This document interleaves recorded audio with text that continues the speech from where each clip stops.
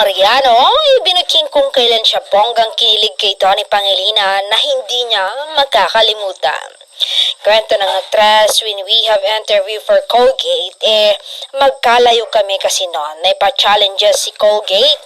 Hindi pwedeng magkatabi kami. Pinaglayo nila kami ng konti pero nung matapos na, hinila niya ang upuan ko papalapit sa kanya. Doon talaga ako kinilig, tila ayaw niya nang mapahiwalay sa akin. Pero pigil na pigil ako noon, hindi ko rin napigil dahil sa mga taong nakapaligid sa amin na kinikilig rin dahil sa ginawa niya.